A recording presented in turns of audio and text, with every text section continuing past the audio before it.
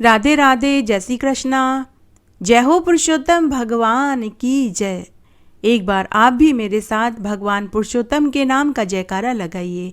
जय हो पुरुषोत्तम भगवान की जय। आज मैं आपके लिए पुरुषोत्तम मास में सुनी जाने वाली प्रमुख प्रमुख कहानियाँ सुनाने जा रही हूँ। इन कहानियों को सुनने से आपको संपूर्ण पुरुषोत्तम मास का फल प्राप्त होगा। आइए अब हम पुरुषोत्तम मास की पुण्य फल देने वाली कहानियाँ सुनते हैं। एक बार बहुत छोटा सा गांव था। उस गांव में एक राजा अपनी दो बेटियों और रानी के साथ रहता था। एक दिन राजा ने अपनी दोनों बेटियों से और रानी से पूछा कि तुम किसके भाग्य का खाती हो।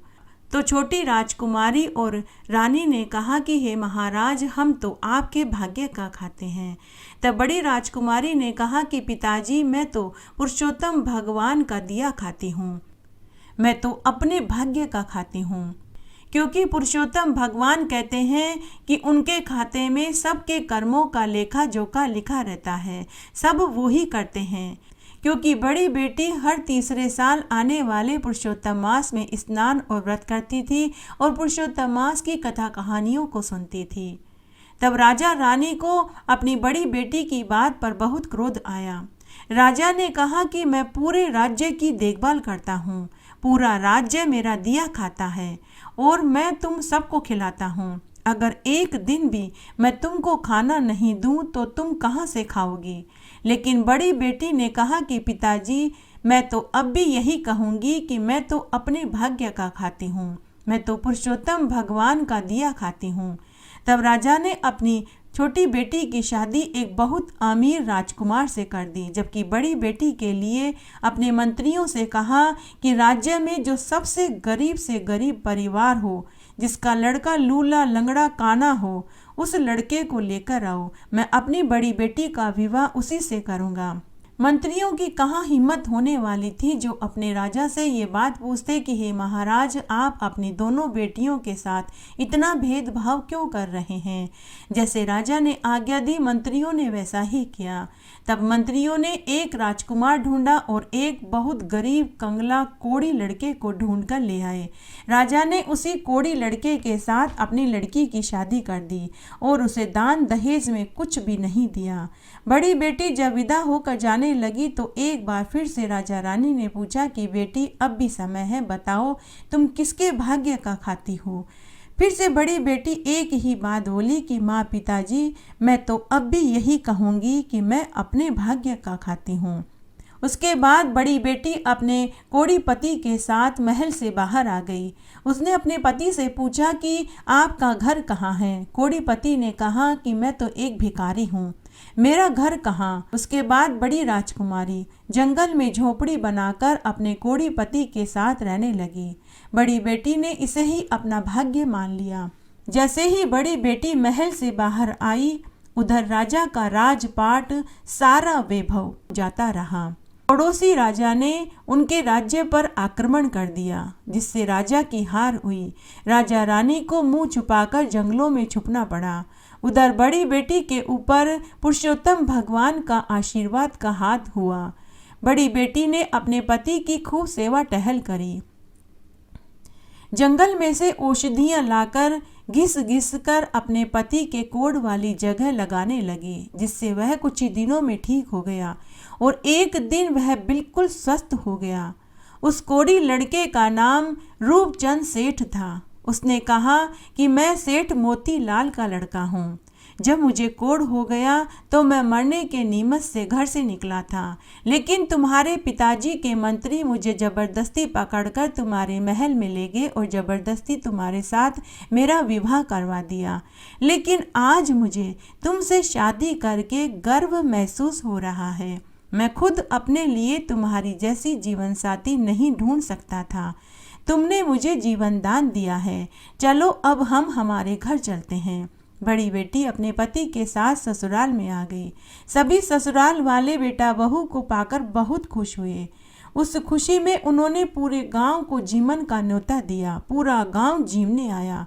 फिर सेठ मोतीलाल ने गरीबों को कपड़े, अन्न, वस्त्र, रुपया का दान अपने बेटा बहू के हाथ से दिलवाया। दान लेने वालों की पंक्ति में सभी बारी बारी से कपड़े और रुपये लेकर जा रहे थे कि तभी बड़ी बेटी की नज़र अपने माता पिता पर पड़ी, जिनके कपड़े फटे हुए थे, बाल बिखरे हुए थे, चप्पल टूटी हुई थी। बड़ी ही दयनीय हालत हो रही थी।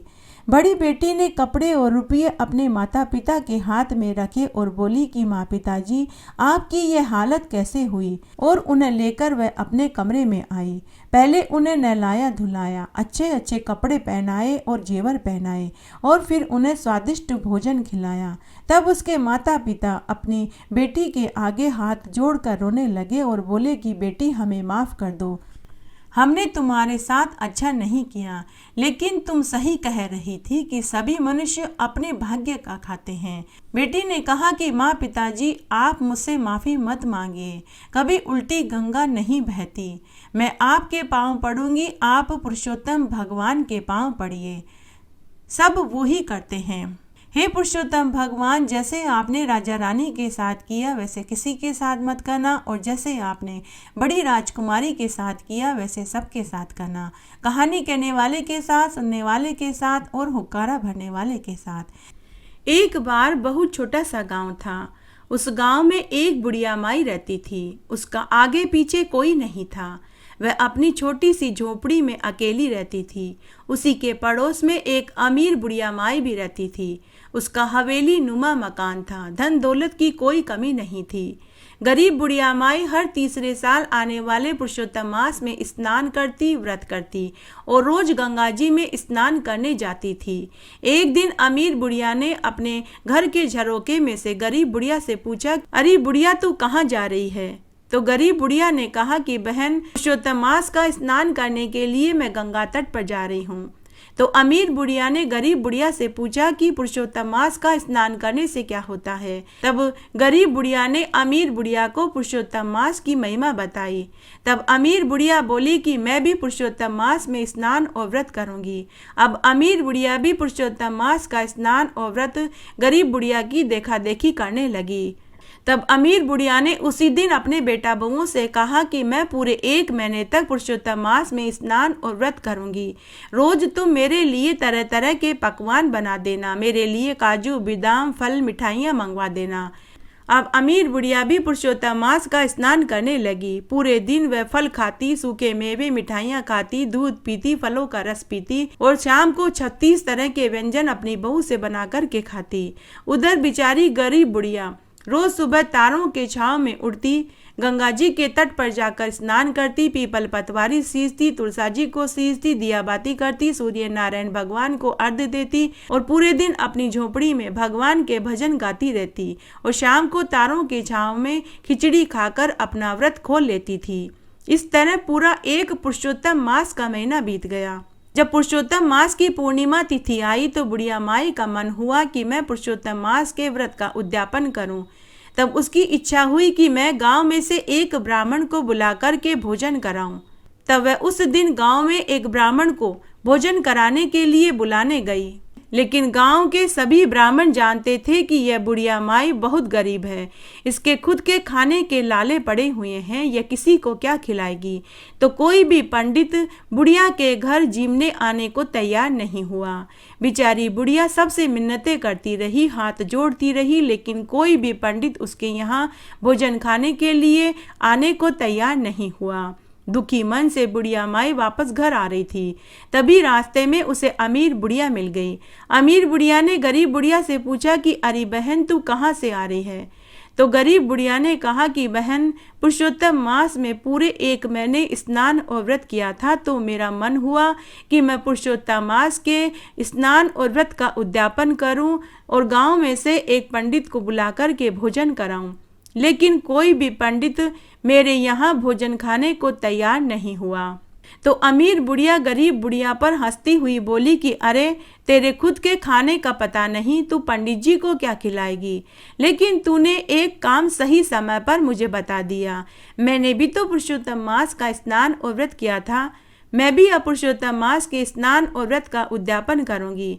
मैं अभी अपने बेटे को भेजकर पंडित को भोजन के लिए बुलाती हूँ।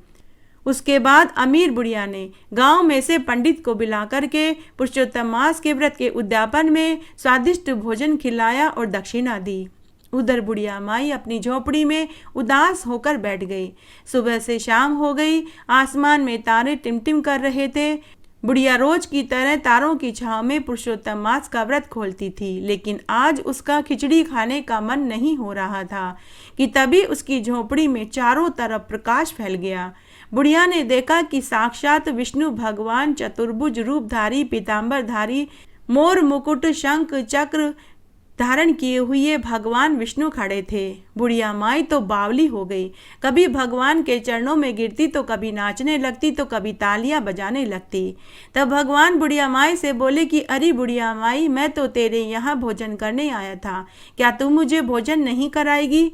बुढ़िया माई ने कहा कि हाँ हाँ भगवान, अगर मैं आपको भोजन नहीं कराऊंगी तो किसे कराऊंगी। बुढ़िया ने आसन बिछाया, भगवान को बैठाया और थाली में खिचड़ी परोस दी। विष्णु भगवान ने बड़े ही चाव से खिचड़ी खाई और कहा कि अरे बुढ़िया, आज से पहले ऐसी स्वादिष्ट खिचड़ी तो मैंने कभी नहीं खाई। खिचड़ी खाकर और बुढ़िया को वरदान देकर जब भगवान जाने लगे तो बुढ़िया माई ने भगवान के चरण पकड़ लिए। भगवान ने कहा कि बोल बुढ़िया, तुझे क्या चाहिए? बुढ़िया माई ने कहा कि भगवान, मुझे अब और कुछ नहीं चाहिए, आप मुझे अपने साथ अपने लोक में ले चलिए। तभी वहां एक देव विमान आया। बुढ़िया माई ने अपनी देह का त्याग कर दिया और एक सुंदर अप्सरा का रूप धारण करके कीमती वस्त्र और कीमती आभूषणों से सुसज्जित होकर भगवान के साथ देव विमान में बैठकर के जाने लगी।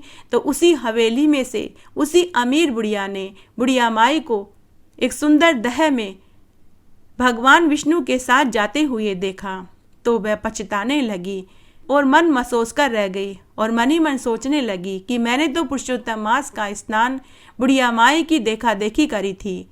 अगर मैं भी सच्चे मन से पुरुषोत्तम मास का स्नान करती तो आज मुझे भी भगवान दर्शन देते और मुझे भी अपने साथ देव विमान में बैठाकर बैकुंठ में लेकर जाते। एक बार बहुत छोटा सा गांव था। उस गांव में एक राजा के 2 रानियां थीं।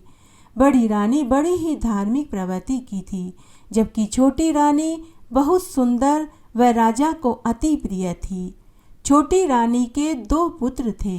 दोनों रानियां अलग अलग महल में रहती थी। एक बार जब पुरुषोत्तम मास का महीना आया तो बड़ी रानी ने पुरुषोत्तम मास का स्नान और व्रत करने का संकल्प लिया। तब बड़ी रानी को पुरुषोत्तम मास की कथा कहानियाँ और महात्म्य सुनाने के लिए राजपुरोहित की पत्नी आने लगी। इस तरह पुरुषोत्तम मास के 7-8 दिन निकल गए। एक दिन छोटी रानी ने बड़ी रानी के महल में पुरोहितानी को जाते हुए देख लिया तो उसने दासी को भेजकर पुरोहितानी को अपने महल में बुलवाया और छोटी रानी ने पुरोहितानी से पूछा कि अरे ब्राह्मणी, तू बड़ी रानी के महल में क्यों और किस लिए जाती है? पूरी बात सच सच बताना, नहीं तो मैं राजा से कहकर तुझे और तेरे पति को धक्के मारकर नगर से निकलवा दूंगी। तब पुरोहितानी डरती डरती बोली कि छोटी रानी जी, बड़ी रानी ने पुरुषोत्तम मास का स्नान और व्रत किया है। मैं उन्हें पुरुषोत्तम मास की कथा कहानियाँ सुनाने के लिए आती हूँ। छोटी रानी ने पूछा कि पुरुषोत्तम मास का स्नान और व्रत करने से क्या होता है, इसका क्या फल मिलता है? तो पुरोहितानी ने कहा कि पुरुषोत्तम मास का स्नान और व्रत करने से मन वांछित फल की प्राप्ति होती है। सुहागिनों का सुहाग अखंड रहता है।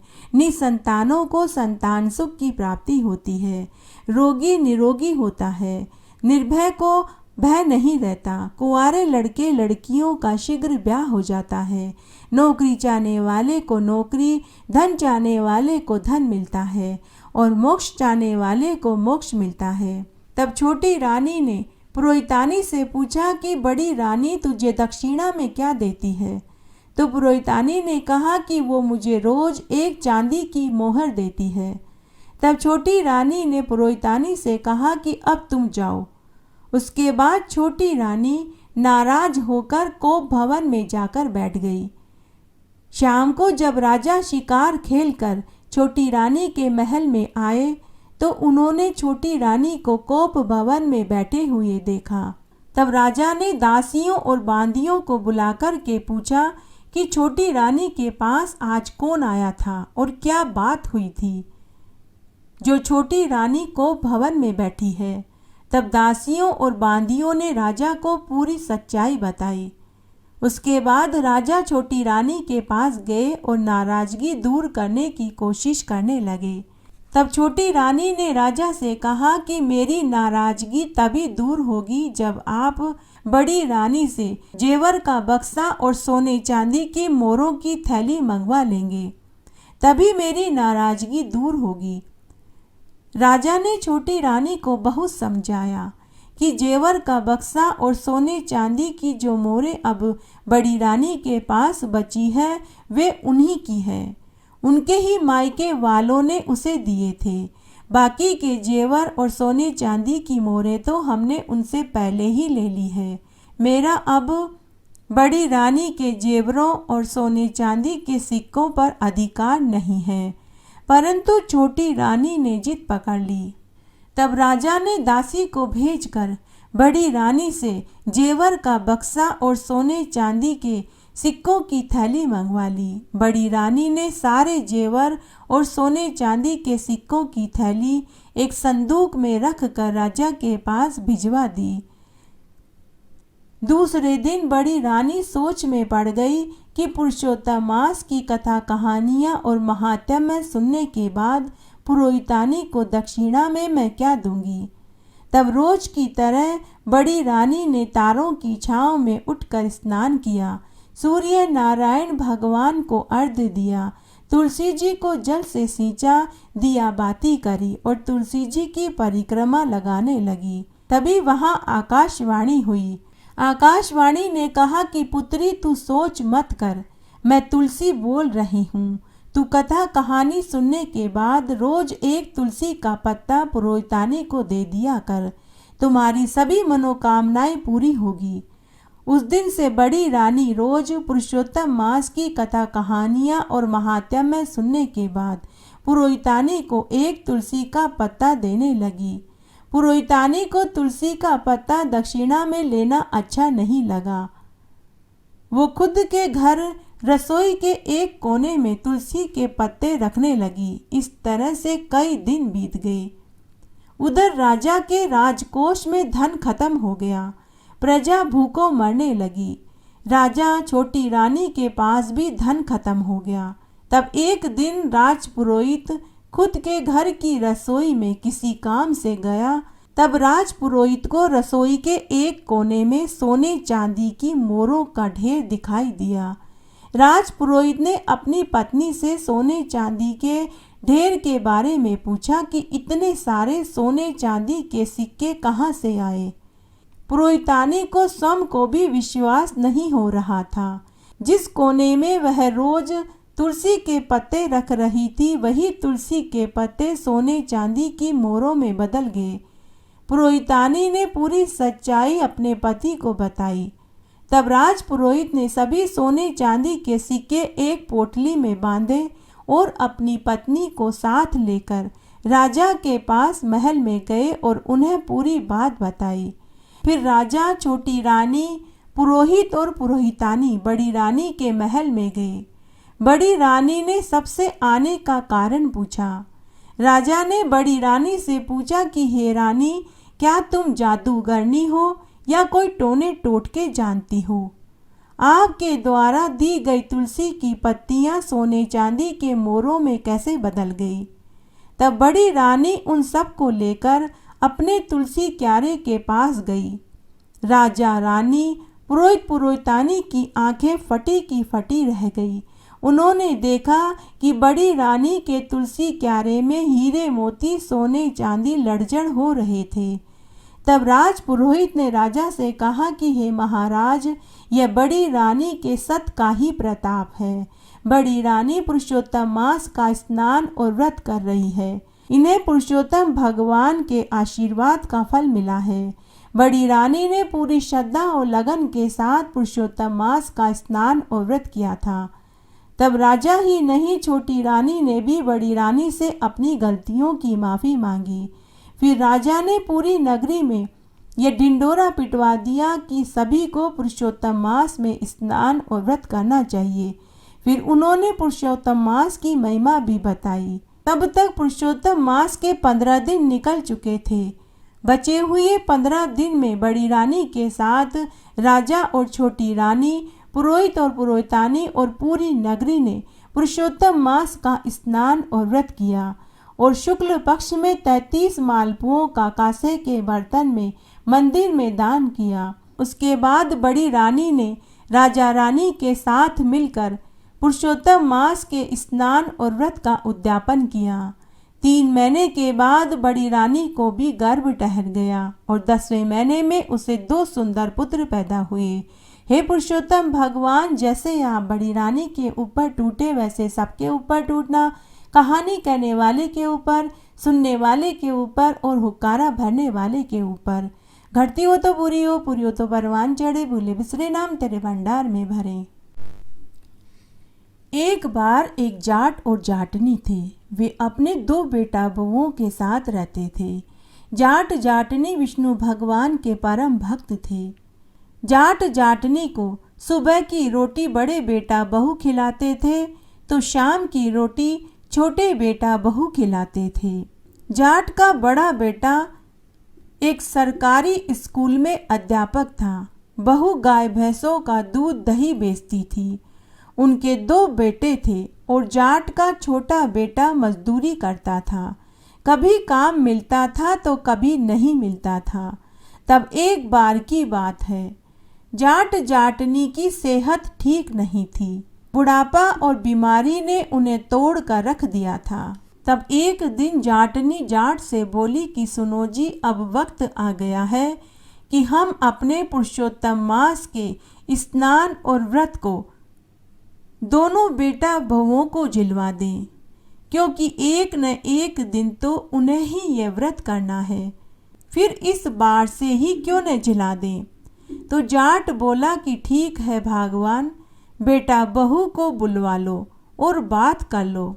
तब जाटनी ने दोनों बेटा बहुओं को अपने पास बुलाया।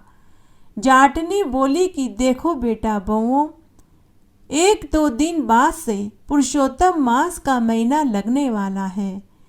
पुरुषोत्तम मास का स्नान और व्रत मुझे मेरे सास ससुर ने झिलवाया था और मेरे सास ससुर को उनके सास ससुर ने दिलवाया था। पुरुषोत्तम मास का स्नान और व्रत हमारे खानदान में पीढ़ियों से करते आ रहे हैं। अब हम दोनों यह व्रत नहीं कर पाएंगे, इसलिए पुरुषोत्तम मास के स्नान और व्रत को हम तुम दोनों को झिलवाना चाहते हैं। एक तो हमारा बुढ़ापा और दूसरे हमें बीमारियों ने तोड़ कर रख दिया है, इसलिए हम दोनों चाहते हैं कि पुरुषोत्तम मास का स्नान और व्रत तुम दोनों झेल लो और जोड़े से स्नान और व्रत करो। तब बड़ी बहू अपने सास ससुर से बोली कि माँ बाबूजी, यह व्रत मेरे से न हो पाएगा। मैं पूरे दिन खेत खलियान में और गाय भैंसों का कामकाज करती हूँ, 2-2 बच्चों को देखती हूँ, फिर दूध दही भी बेचने जाती हूँ। पूरे 1 महीने तक मैं पुरुषोत्तम मास में स्नान और व्रत नहीं कर पाऊंगी। आप यह व्रत छोटी बहू को झिलवा दो। ऐसा कहकर बड़े बेटा बहू चले गए। जाटनी ने छोटी बहू की तरफ देखा तो छोटी बहू अपने सास ससुर से बोली कि माँ बाबूजी, आप मुझे यह व्रत झिलवा दीजिए, साथ ही व्रत की पूरी विधि और कथा कहानी भी बता देना। व्रत में क्या करते हैं, क्या खाते हैं, वह भी बता देना। तब जाट जाटनी बहुत खुश हुए और बोले कि बहू जीते रहो, पुत्रवती भवे, भगवान करे मेरे छोटे की भी नौकरी लग जाए। बहू अब तुम ध्यान से सुनो।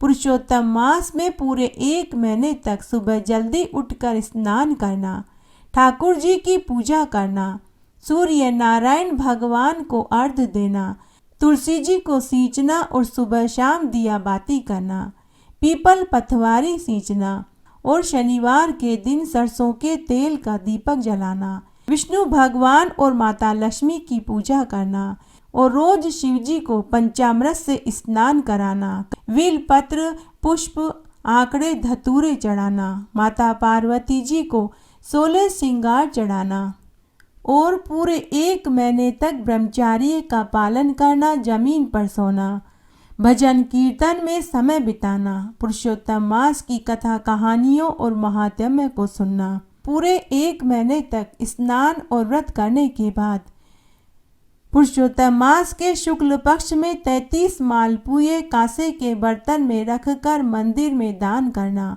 और अंत में व्रत का उद्यापन करना। उद्यापन में 1 जोड़ा जोड़ी ब्राह्मण को भोजन खिलाकर अन्न, वस्त्र, रुपया देना। तुम्हारी सारी मनोकामनाएं भगवान पुरुषोत्तम पूरी कर देंगे। इस तरह जाट जाटनी के छोटे बेटा बहू ने पूरे नियम से पुरुषोत्तम मास में स्नान, व्रत आदि किए। 1 महीने तक व्रत और स्नान करने के बाद पुरुषोत्तम मास के शुक्ल पक्ष में 33 मालपुए कांसे के बर्तन में रखकर मंदिर में दान किया और पुरुषोत्तम मास की पूर्णिमा के दिन व्रत का उद्यापन किया, जिसमें 1 जोड़ा जोड़ी ब्राह्मण को भोजन खिलाकर उन्हें अपनी सामर्थ्य अनुसार अन्न, वस्त्र और रुपया का दान दिया।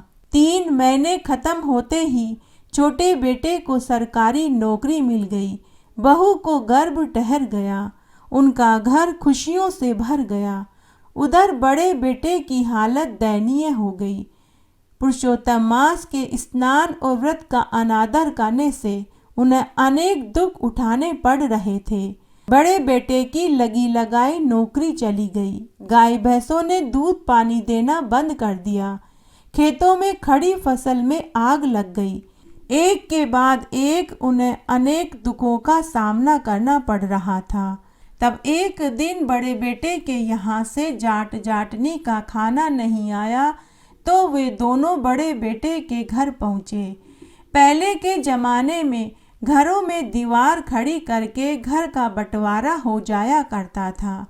तब जाट जाटनी के घर के एक हिस्से में बेटा बहू रहते थे तो दूसरे हिस्से में छोटे बेटा बहू रहते थे। जाट जाटनी घर की पौड़ी में रहते थे। जाट जाटनी जब बड़े बेटे के घर पहुँचे और उनकी दयनीय हालत देखी तो पूछा कि बेटा बहू, यह हालत कैसे हुई? आज हमारी रोटी क्यों नहीं आई? तो बड़े बेटा बहू ने अपने माँ बाबूजी को पूरी बात बताई। बेटे ने कहा कि माँ बाबूजी, मेरी नौकरी चली गई, फसल जलकर राख हो गई, गाय भैंसों ने दूध देना बंद कर दिया, घर में खाने को अन्न का एक दाना नहीं रहा। तब जाट ने अपनी जमा पूंजी में से 1 महीने का राशन पानी खरीद कर अपने बड़े बेटे को दिया और कहा कि बेटा, सब ठीक हो जाएगा, हिम्मत मत हारना, ईश्वर सब ठीक करेंगे। फिर जाट जाटनी छोटे बेटे के पास गए तो उनका घर अन्न धन के भंडार से भरा था। बेटा बहू ने माँ बाबूजी के चरण छुए और उन्हें पलंग पर बैठाया और अपने सास ससुर को छोटी बहू ने दूध के गिलास भर कर दिए और बोली कि माँ बाबूजी, मैं आज आपके पास आने ही वाली थी। आपको 2 खुशखबरी सुनानी है। आपके छोटे बेटे को सरकारी नौकरी मिल गई और आप बहुत जल्दी पोते पोती को खिलाएंगे। और ऐसा कहकर वह शर्माने लगी। माँ बाबूजी, यह सब कुछ हमें पुरुषोत्तम मास का स्नान और व्रत करने के फल के रूप में मिला है। तभी जाट जाटनी समझ गए कि बड़े बेटा बहू को क्यों दुख देखना पड़ा। जाट ने अपने छोटे बेटे से कहा कि बेटा, तू अपने बड़े भाई और भाभी को यहीं बुला कर के ला, मुझे उनसे बात करनी है। छोटा भाई अपने बड़े भाई और भाभी को बुला कर के लाया। बड़े भाई भाभी ने जब छोटे भाई के ठाट बाट देखे तो वे दंग रह गए। तो उन्होंने अपने माँ बाबूजी से पूछा कि माँ बाबूजी, छोटे भाई के इतना धन दौलत कहाँ से आया?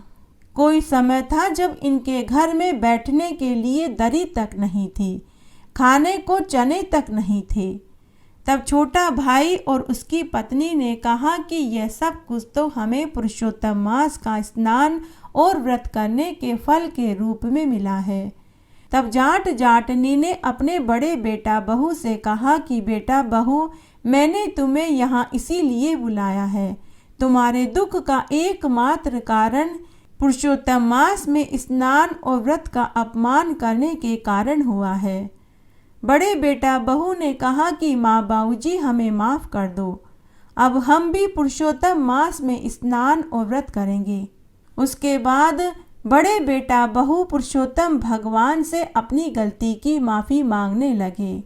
3 साल बाद जब पुरुषोत्तम मास का महीना आया तो छोटे बेटा बहू के साथ बड़े भाई और भाभी ने भी पुरुषोत्तम मास का स्नान और व्रत पूरे विधि विधान से किया, जिससे उनके यहाँ भी सब कुछ पहले जैसा हो गया।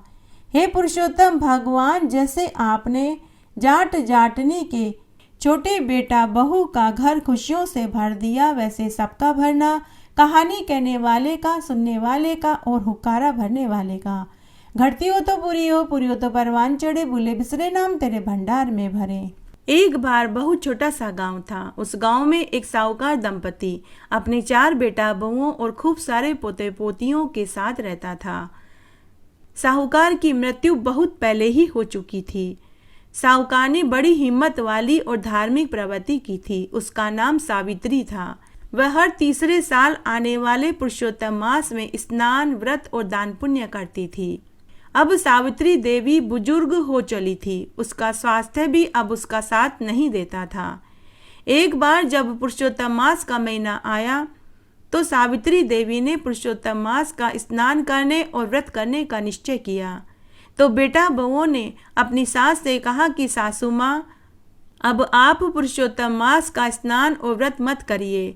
लेकिन सावित्री देवी नहीं मानी। तब बेटा बहू बोले कि माँ, आपने पूरी उम्र पुरुषोत्तम मास का स्नान और व्रत किया, अब बुढ़ापे में अगर आप पुरुषोत्तम मास का स्नान और व्रत नहीं करेंगे तो क्या बिगड़ जाएगा। उस रात सावित्री देवी को अपने बेटा बहू की बात सुनकर बहुत दुख हुआ। उस रात उसे नींद नहीं आई। दूसरे दिन वह जल्दी उठी और उसने एक चिट्ठी लिखी जिसमें लिखा कि मेरे बच्चों, मेरी चिंता मत करना, मैं तीर्थ यात्रा पर जा रही हूँ। जब मेरा मन शांत हो जाएगा तो मैं खुद वापस आ जाऊंगी। और चिट्ठी अपने तकिए के नीचे रखकर घर छोड़कर चली गई। चलते चलते वह गांव से बाहर आ गई। तब मार्ग में उसे एक गाय मिली। गाय ने बुढ़िया माई से कहा कि अरे बहन, इतनी जल्दी जल्दी में कहाँ जा रही है, जरा मेरे खूंटे की साफ सफाई तो कर दे। सावित्री देवी ने बड़े ही जतन से गाय के खूंटे की सफाई करी। आसपास से हरी घास लाकर गाय को खाने को डाली और फिर वह आगे चल दी। आगे उसे एक सिहोड़े का पेड़ मिला। तो वह सिहोड़े का पेड़ सावित्री देवी से बोला कि अरे बहन, इतनी भी क्या जल्दी है, जरा मेरा एक काम तो कर दे। मेरे पेड़ के आसपास बहुत से कांटे और झाड़ झंझाड़ उग आए हैं, जरा यहाँ सफाई तो कर दे। सावित्री देवी ने बड़े ही जतन से मेहनत करके पेड़ के आसपास के कांटे हटाए, झाड़ू लगाई और फिर वहां से आगे चल दी। आगे उसे एक घोड़ा मिला। घोड़े ने भी सावित्री देवी से कहा कि बहन, मैं बहुत बीमार हूँ, चल फिर नहीं सकता, मैं कई दिनों से भूखा प्यासा हूँ, क्या तुम मुझे घास खिला देगी, कुएं पर से लाके पानी पिला देगी। तो सावित्री देवी ने आसपास के खेतों में से हरी हरी घास लाकर घोड़े के आगे डाल दी और कुएं पर से पानी लाकर घोड़े को पानी पिला दिया। फिर सावित्री देवी वहां से भी आगे चल दी। बहुत आगे जाने के बाद उसे एक उजास महल दिखाई दिया। सावित्री देवी उस महल को देखकर आश्चर्य में पड़ गई कि इस सुनसान जंगल में इतना सुंदर महल कहाँ से आया। एक बार तो उसे डर लगा कि कहीं मैं मर तो नहीं गई, लेकिन उसने फिर हिम्मत करी और महल में गई। महल में जाकर उसने देखा तो वह आश्चर्यचकित रह गई। वहां भगवान शंकर और माता पार्वती जी चौपड़ पासा खेल रहे थे। सावित्री देवी को लगा कहीं सच में मैं मर तो नहीं गई, क्या मैं परलोक में तो नहीं पहुंच गई। उसने अपनी आंखों को कई बार मसला। तब एक देवदूत बुढ़िया माई से बोला कि अरे बुढ़िया माई, तू मरी नहीं, तू जीवित है, तेरे लिए ही ये सारी माया फैलाई गई है। बुढ़िया भगवान के चरणों में गिर पड़ी। तब भगवान शंकर और माता पार्वती जी ने कहा कि बुढ़िया माई मांग, तुझे क्या चाहिए। तब पार्वती देवी ने कहा कि भगवान मेरे पास आपका दिया सब कुछ है, मुझे कुछ नहीं चाहिए। तब भगवान शंकर और माता पार्वती ने कहा कि बुढ़िया माई तुम वापस घर जाओ, तुम्हारा घर धन दौलत के भंडार से भर जाएगा। सावित्री देवी भगवान के दर्शन पाकर धन्य हो चुकी थी। वह भगवान को प्रणाम करके खुशी खुशी वापस घर की ओर चल दी। चलते चलते उसे वही घोड़ा मिला।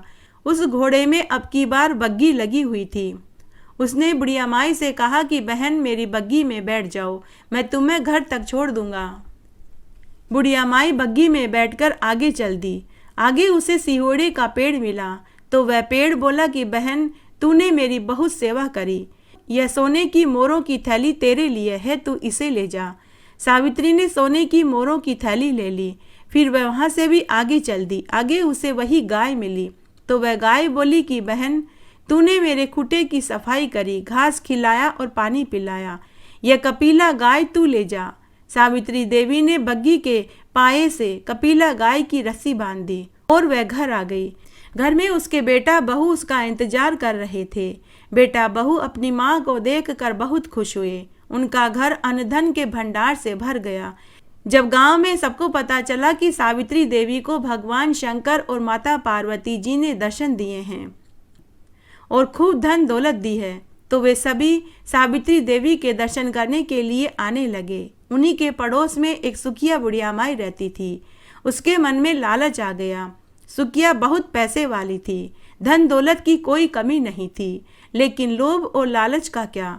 उसके मन में लालच आ गया कि मैं भी भगवान के दर्शन करूंगी और खूब सारा धन लेकर के आऊंगी। वह भी गांव छोड़कर चली गई। चलते चलते वह जंगल में पहुंची तो उसे वही गाय मिली। गाय ने कहा कि बहन मेरे खूंटे की सफाई कर दे। तो सुखिया बुढ़िया माई उससे बोली कि क्या मैं तेरी नौकरानी हूँ जो तेरे खूंटे की सफाई करूँ। ऐसा कहकर वह वहाँ से आगे चल दी। आगे उसे सिहोड़े का पेड़ मिला। सिहोड़े के पेड़ ने कहा कि बहन क्या तुम मेरा एक काम कर दोगी। देखो मेरे पेड़ के आसपास कंटीली झाड़ियाँ उगाई है, क्या तुम इसे हटा दोगी। तो सुखिया बुढ़िया माई ने उसको भी दुत्कार दिया और वहाँ से आगे चल दी। आगे उसे वही घोड़ा मिला। घोड़े ने कहा कि बहन मैं 4 दिन से भूखा प्यासा हूँ, क्या तुम मेरे लिए कहीं से घास ला दोगी, क्या कुएं पर से लाकर मुझे पानी पिला दोगी। तो सुखिया बुढ़िया माई ने घोड़े को भी दुत्कार दिया और बोली कि क्या तुझे मैं काम वाली दिखाई देती हूँ जो तेरा काम करूँगी। मुझे तो भगवान के दर्शन करने हैं और उनसे धन लेना है। ऐसा कहकर सुखिया माई आगे चल दी। सुबह से दोपहर और दोपहर से शाम हो गई, लेकिन उसे कोई उजास महल दिखाई नहीं दिया। भूख प्यास अलग सताने लगी। तब दुखी होकर वापस संध्या के समय घर लौटने लगी। तभी उसे सबसे पहले घोड़ा मिला। घोड़े ने सुखिया बुढ़िया माई के दुलत्ती मारी। सिहोड़े के पेड़ की एक डाल भरभराकर सुखिया माई के सिर पर गिर पड़ी। गाय ने सुखिया बुढ़िया माई को सींग मारा और दूर तक खदेड़ दिया। भगवान उन्हें ही दर्शन देते हैं जो दूसरों की मदद करते हैं, जो साफ मन के होते हैं। भगवान उन्हें ही दर्शन देते हैं, जैसे भगवान ने सावित्री को दर्शन दिए।